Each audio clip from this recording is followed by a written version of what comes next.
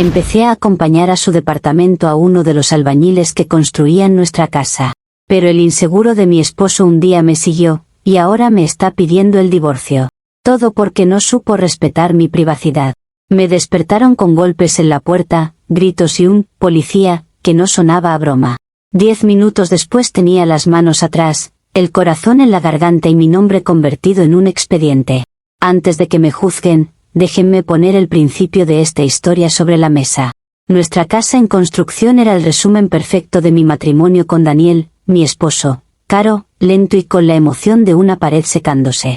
La gente cree que una casa nueva es ilusión, proyectos, futuro. Para mí era más bien una obra eterna donde todo olía a polvo, a retrasos y a un hombre que se sentía importante solo porque firmaba cheques y daba órdenes. Daniel se volvió adicto a hablar de números.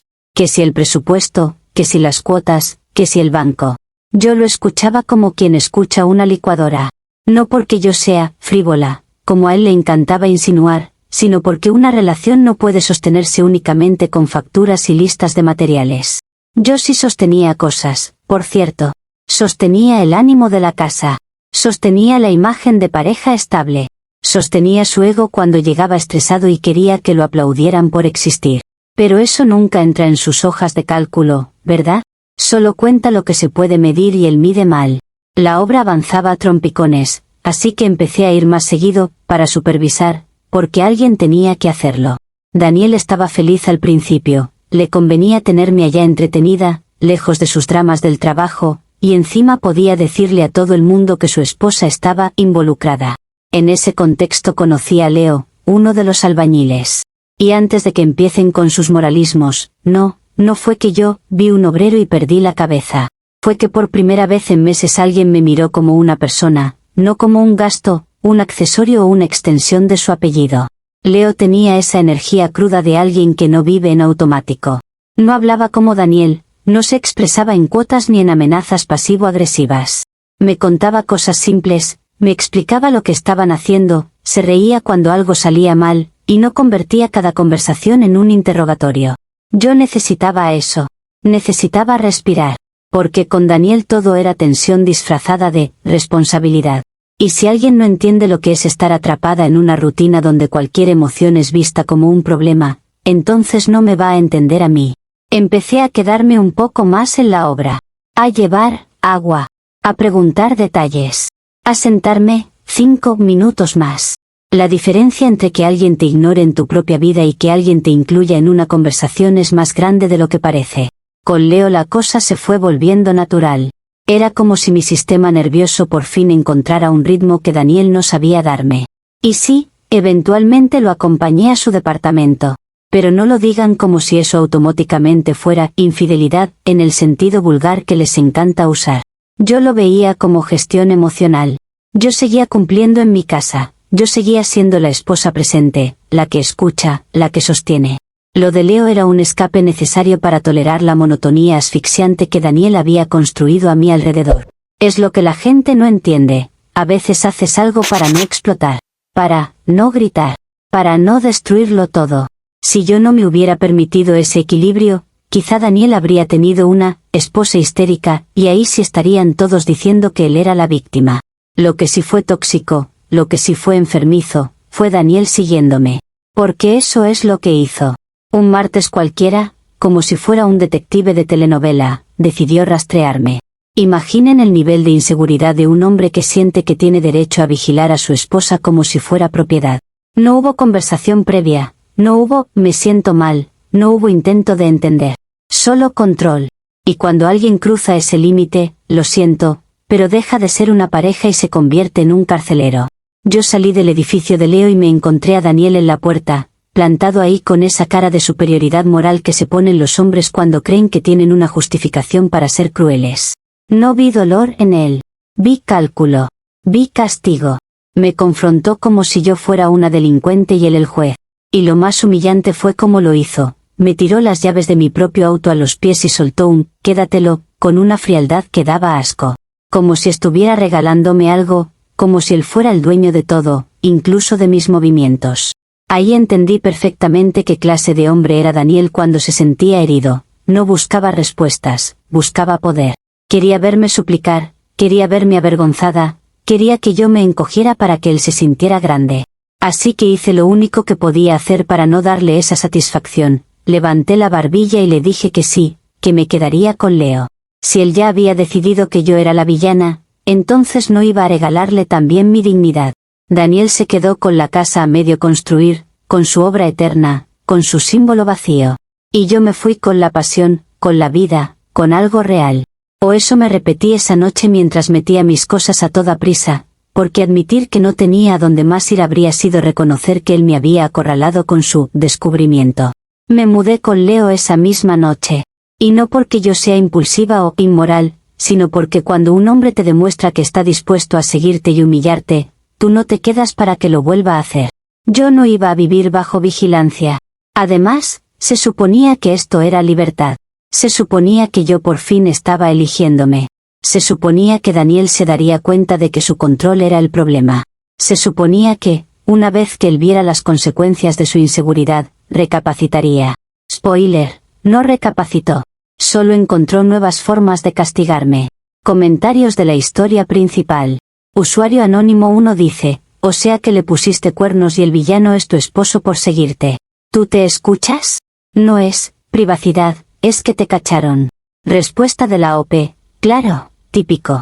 Reducir todo a cuernos, porque es lo único que tu cerebro simple puede procesar. Él me siguió como si fuera su objeto. Eso es lo grave. Lo demás son detalles que ustedes usan para justificar control. Usuario anónimo 2 dice, gestión emocional, jajajaja.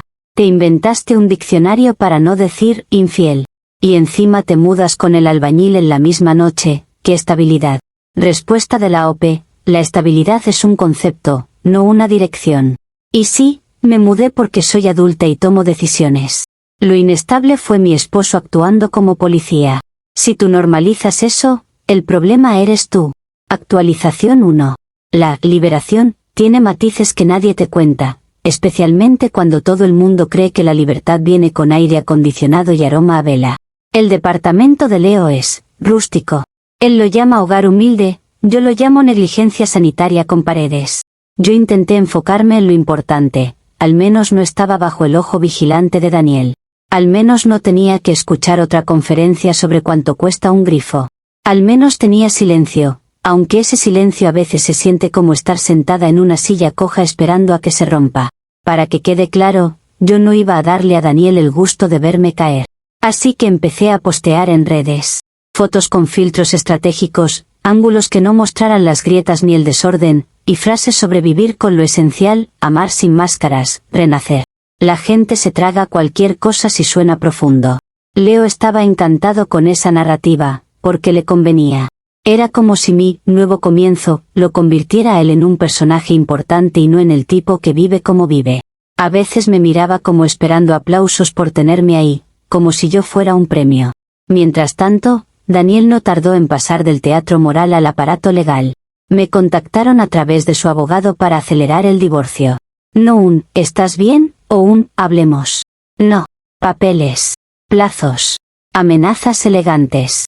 Yo respondí lo lógico, no voy a firmar nada mientras él no reconozca el detonante real de esto, que fue su acoso.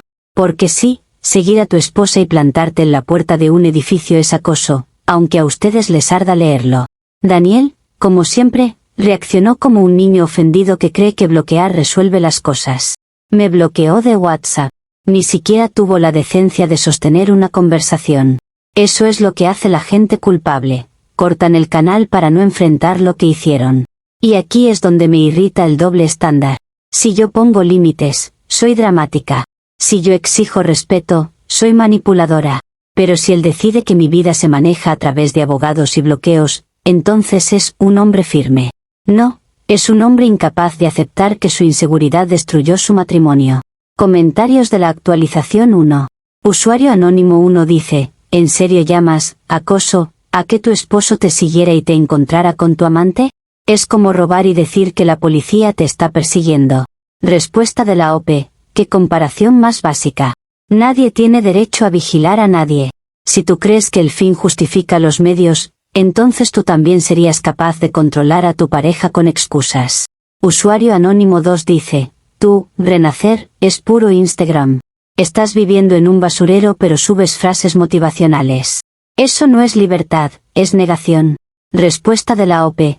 Perdón por no sentarme a llorar en una esquina para entretenerlos. Yo elijo cómo cuento mi historia. Si a ti te incomoda que no me veas derrotada, ese es tu tema. Actualización 2. Los primeros días con Leo tuvieron ese brillo de novedad que la gente confunde con amor, pero la realidad no tarda en ponerse incómoda cuando no hay un colchón financiero amortiguando la fantasía. Y ahí empezó el verdadero cambio. Leo dejó de actuar como el hombre simple y divertido y empezó a actuar como si yo le debiera algo. De repente, había expectativas. Que si yo podía cocinar porque él venía cansado de la obra, que si yo podía limpiar porque yo estoy en la casa, que si yo podía poner para ciertas cosas porque yo sé cómo se vive bien. Es fascinante cómo algunos hombres romantizan la humildad hasta que tienen que sostenerla. Yo no me fui de un matrimonio controlador para convertirme en empleada doméstica en un departamento que parece olvidado por el gobierno. Eso se lo dejé claro. Pero Leo lo tomó como un ataque, como si yo estuviera despreciando su esfuerzo, cuando lo único que estaba pasando es que él estaba confundiendo tenerme cerca con tenerme disponible. En paralelo, mi situación financiera empezó a sentirse extraña. Porque sí, yo vivía con Daniel y teníamos una dinámica, y aunque a algunos les encanta fingir que el dinero no importa, el dinero es una forma de soporte cuando estás casada. Eso no es crimen, es realidad. Así que intenté lo más sensato, llamar a Daniel para hablar de un adelanto de la liquidación de bienes conyugales. Es mi derecho, después de todo. No es como si yo hubiera desaparecido del mapa, seguimos casados en términos legales. Pero claro, el señor Maduro decidió castigarme a través del banco. Descubrí que me cortó las tarjetas suplementarias. Así, sin conversación, sin aviso. Me dejó literalmente sin acceso a recursos que formaban parte de nuestra vida conjunta. Luego dicen que yo soy la calculadora. Él está usando el dinero como correa. Y por si no fuera suficiente, una amiga en común me envió una foto que me dio náuseas. Daniel cenando con una abogada de 28 años. Una abogada. Joven. Perfecta para su narrativa. Mujer profesional, para restregarme que él puede rehacer su vida, mientras me pinta como el error. Lo peor no es que salga con alguien. Lo peor es la intención. Porque se le veía feliz, y esa felicidad tenía cara de espectáculo. Era como si quisiera que yo me enterara. Como si su alegría fuera una herramienta para manipularme psicológicamente y empujarme a sentir culpa. Leo, al ver mi cara, no preguntó cómo me sentía. Preguntó si Daniel me iba a mandar dinero. Ahí entendí muchas cosas que no me gustaron. Porque cuando un hombre empieza a ver tu dolor como una oportunidad de negocio, ya no estás en una relación, estás en una transacción barata. Comentarios de la actualización 2. Usuario anónimo 1 dice, increíble, cambiaste un esposo que pagaba todo por un tipo que te quiere de empleada y ahora lloras porque te cortaron tarjetas. Bienvenida a las consecuencias. Respuesta de la OP. Qué fácil hablar cuando no has vivido con un controlador. Daniel no, pagaba todo. Daniel usaba el dinero para tener poder. Y Leo no me quiere de empleada. Leo está ajustándose. El que no se ajusta es Daniel, que prefiere castigarme económicamente. Usuario anónimo 2 dice, tu ex no te manipula por salir con alguien. Tú te fuiste con el albañil y todavía quieres plata del divorcio. Eres una caricatura. Respuesta de la OP. Claro. Porque cuando un hombre hace su show de, mira qué feliz soy, es casualidad. Él sabe lo que hace. Y sí, quiero lo que me corresponde. Que a ti te duela que una mujer no se deje morir de hambre por orgullo es tu problema. Actualización 3. La situación financiera se volvió crítica de la forma más desagradable, no con una carta formal, sino con Leo mirándome como si yo fuera un plan de ahorro que dejó de rendir. Cada día tenía una queja nueva, pero curiosamente todas terminaban en lo mismo, dinero, dinero, dinero. Y luego dicen que yo soy materialista. Leo empezó a ponerse insoportable con el tema de que yo debería aportar, como si yo hubiera firmado un contrato para mudarme a su departamento y convertirme en su patrocinadora. Lo más irónico es que él no ve la contradicción, quería que yo fuera la señora que eleva su vida, pero también la mujer que agradece migajas y limpia en silencio. Yo traté de mantener la calma, porque no iba a darles a ninguno de los dos el placer de verme desmoronarme. pero cuando te cortan el acceso a tu propia estabilidad y el tipo con el que estás empieza a pasarte facturas emocionales, llega un punto en que tienes que pensar en soluciones reales, no en discursos.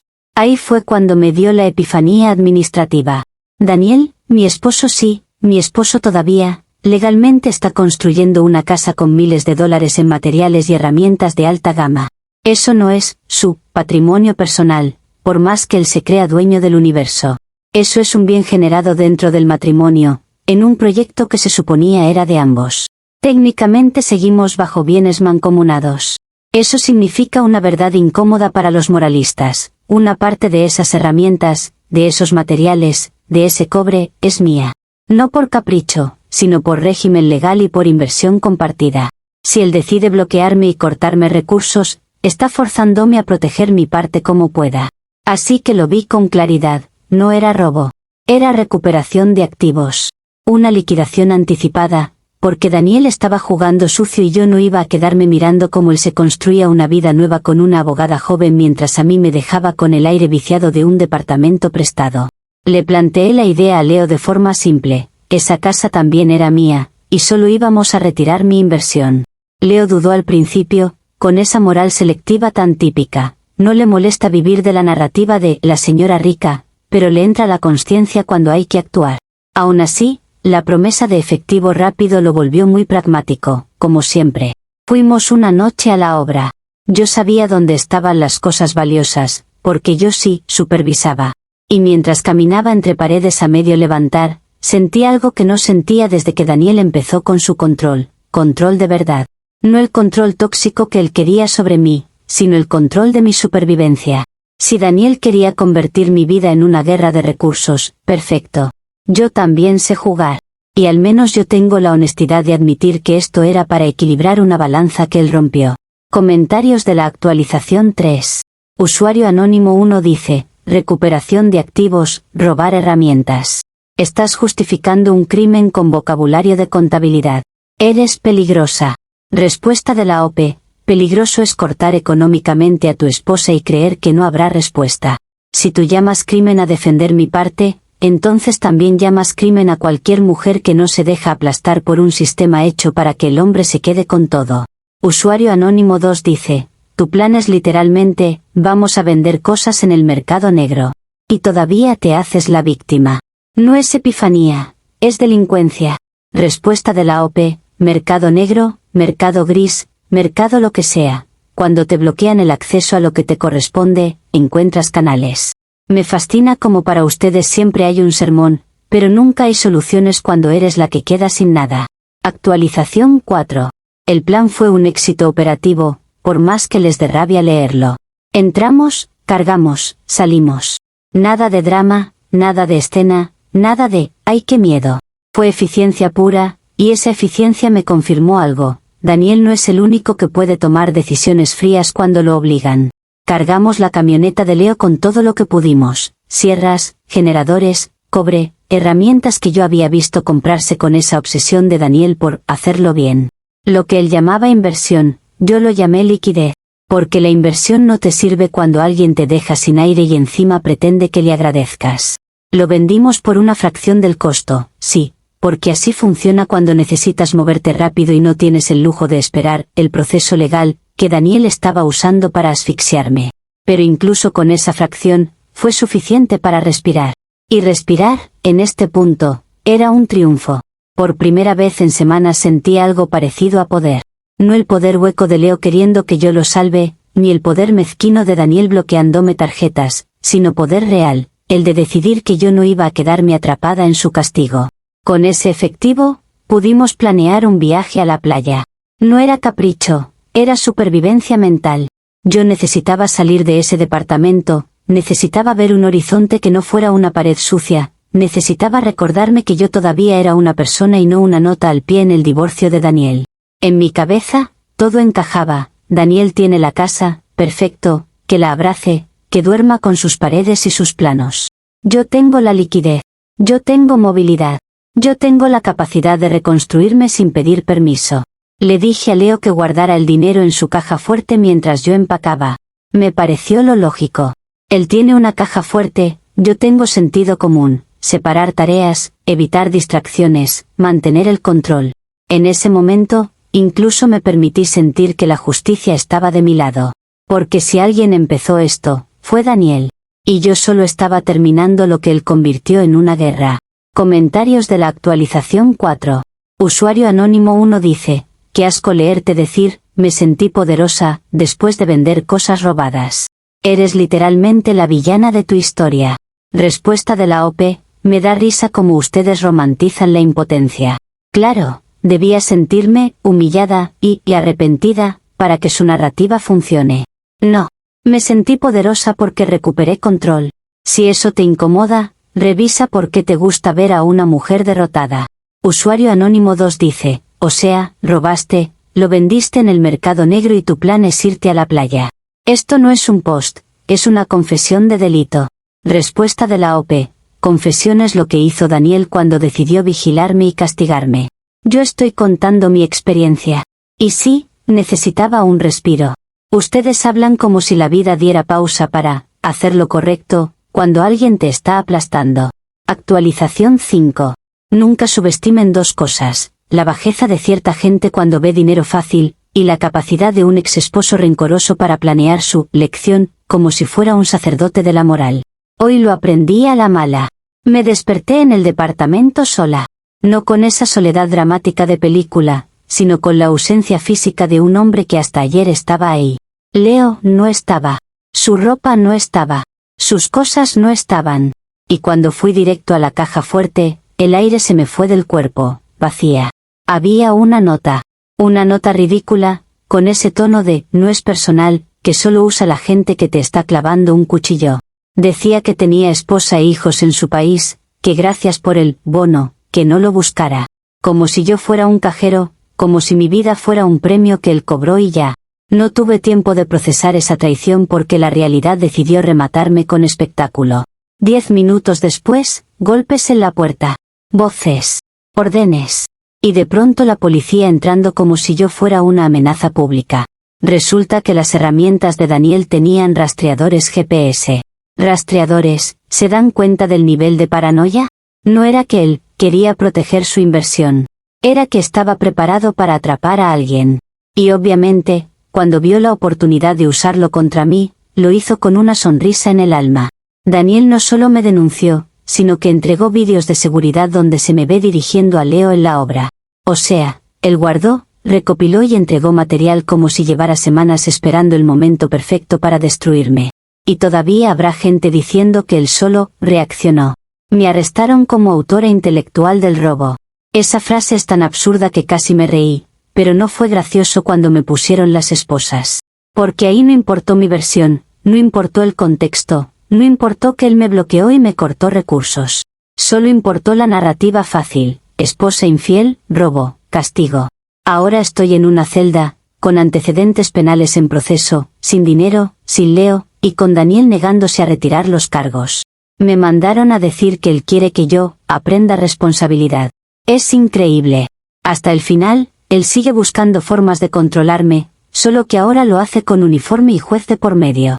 Y lo peor es que la gente va a aplaudirlo. Porque a la sociedad le encanta cuando una mujer cae, pero le llaman justicia, para no admitir que es morbo. Comentarios de la actualización 5. Usuario anónimo 1 dice, no es control, es consecuencia. Te fuiste con el albañil, robaste herramientas, las vendiste ilegalmente y te arrestaron. Fin. Nadie te hizo esto, tú te lo hiciste. Respuesta de la OP, qué conveniente que para ustedes todo sea, fin. Claro, ignoren el acoso, ignoren el bloqueo financiero, ignoren el espionaje. Si no ven el patrón de control en todo esto, es porque les gusta el poder cuando está del lado del hombre. Usuario anónimo 2 dice, me encanta el giro, el albañil tenía esposa e hijos y tú terminaste esposada. Literalmente te estafaron y encima quieres culpar a tu ex por poner rastreadores en sus herramientas. Respuesta de la OP, qué gracioso, ¿no? Celebrar que me estafen y me arresten. Eso dice mucho de ti. Y sí, eran herramientas en una casa mancomunada. Daniel preparó esta trampa para tener la última palabra. Si tú aplaudes eso, eres parte del mismo sistema que cree que disciplinar mujeres es entretenimiento.